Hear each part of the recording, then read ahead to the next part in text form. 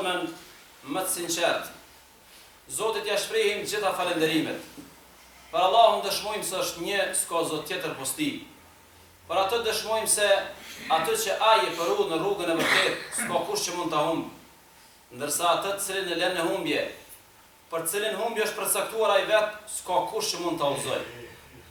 Dëshmojmë se Muhamedi është i dërguar i Tij, sallallahu alaihi wasallam.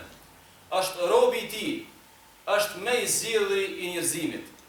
Gjitha salavatet, e selamet, e bekimet, e nderimet më të mira të Zotit qofshin mbi të, mbi familjen e Tij, mbi gjithë shokët e Tij dhe mbar muslimanët dhe muslimanet që ndjekun fenë e Tij deri në ditën e fundit. Të nderuar vëllezër, po mundohemi nëpërmjet tyre hutbeve me trajtu tema të cilat janë të shkurta, po me të cilat mund përfitojmë gjëra të dobishme. Javën e kaluar e trajtuam një temë që besoj se s'duhet me harru. Ishte dallimi mes vendimeve që i merr njeriu vet edhe vendimet që tjetër ja marrin për atë. Dhe ishte këmbgulja jon ose këmbgulja e fesë tonë që njerëzit sa më shumë vendimet t'i marrin nga motivet e brendshme, nga vetvetja, dhe të jenë fanatik këmbgulës në respektimin e vendimeve që i kanë marrë vet. Kjo ishte tema. Sot të dashur vëllezër, do të i referohemi një citati kuranor në surën El-Beqare, 251 ajeti. Që ky ajet që do ta diskutojmë sot së bashku këtu në këtë xhami ka të bëjë me një ligj të Zotit.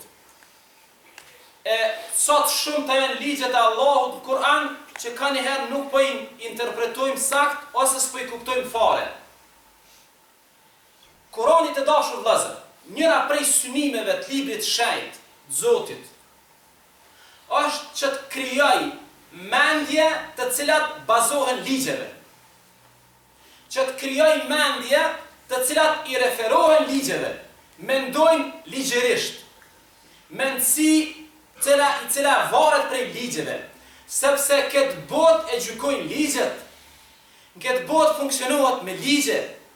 Prandaj, Kurani këtë e ka synim, sepse kur ka zbrit Allahu i Madhëshëm Kur'anin tokë, mendja e atëhershme edhe një pjesë e sotit ka qenë mendje e cila kryesisht ju ka referu bestytnive, prallave, mitologjive, ju ka referu legjendave, ju ka referu mrekullive.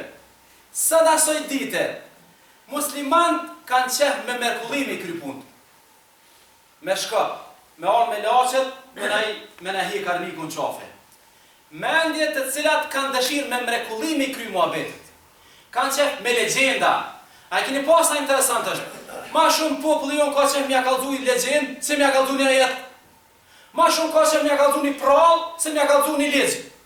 Sepse prall e knaq. A ligji, pak e ranë me kuptu. Kurani është, të dashur vëllezër, Kurani ka synu që njerëz të mendojnë e përputhje me ligjet, ta dinë se duhet me respektu ligjet, nuk ecet ndryshe. Bota funksionon me ligje. Ligje kozmike, ligjet Zotit subhanahu wa ta'ala. Por që ata mendjet tona, ata shetutje, do të kryesisht më referu ligjeve. Fjalimet tona do të më referu ligjeve, jo prallave, jo legjendave. U kon njoni ka ndodhur kështu, edhe u fitojnë në fund. Jo burr, do të ligje me kallzu pse ka fituar. Prandaj, në këtë fillim po duhet me të tërhiq këtë mësim.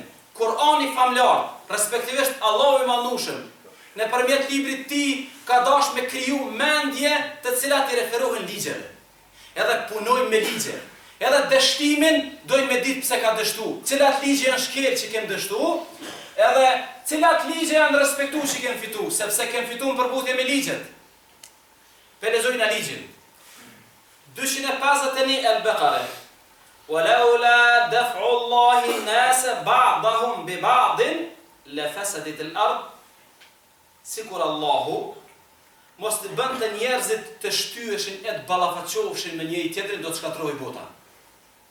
Sikur Zoti mos të bënte njerëz të shtyhen me njëri tjetrin, të ballafaqohen me njëri tjetrin, kin rivalitet me njëri tjetrin, do të shkatërrojë bota. Do na më shpjegoj pak se ajet. Që të legjë. Pejse ka kriju Zoti këtë botë, njerëz luftojnë këtë botë.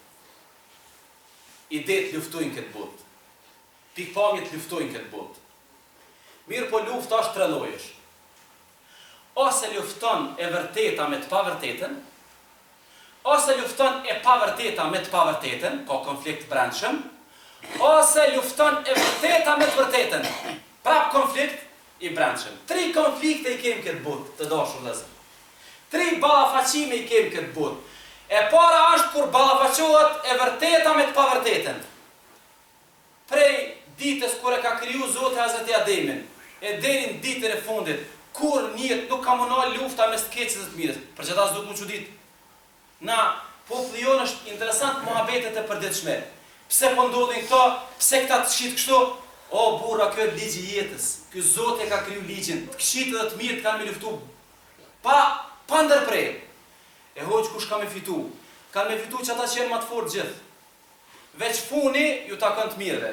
Epilogu në fund ju takon të mirëve. A gjatë procesit fitojnë ata që jenë më të fortë. Për që ata të dashur vëllezër, keni kujdes. Sepse na si xhamatli, na si fetar, kur po lufton e keqja me të mirën, na jena bot telespektatorë këshirin pej bankave shikuesve. Jo vllazni, nuk e ka kështu muslimani. Kur lufton e vërteta me të pavërtetën, do të më këshir mas pari ku je. A je me të pavërtetën? A keni pa muhabetet e ditës? Ka njëri gjithë ditën e shon të keqen me 4 konto të keqen. Ai është në keqen. Ai është shërbim të keqes, ai është sinonim i të keqes. Natë ditë shon të keqen. Ai është ushtari më besnik i të keqes. Kur bisedohet mes të keqes së të mirës, kur folet për ballafaqimin e të keqes së të mirës, mas pari pyet veten, ku jetin, cilin tabar je, në cilin grop je. Mos filozofo shumë, kallzon atë zotni me cilin grop je. Ja Allahune, a me asnjënin jam, ja do të më kthej me njërin. S'do të me konë teleshikus, telespektator. Do të më bashkangjitë vërtetës. Atëre, çfarë kuptimi ka nëse na e shohim të keqen e nuk rreshtohemi me të mirën? Falni, kallzoni dikush shpjegoma. Çfarë kuptimi ka? Ti natë ditë e shoh të keqen, nuk rreshtohesh me të mirët. Nuk je në grupin e të mirëve, nuk e përkrah të vërtetën. Por çada e kemi thonë sa herë prapë thojna.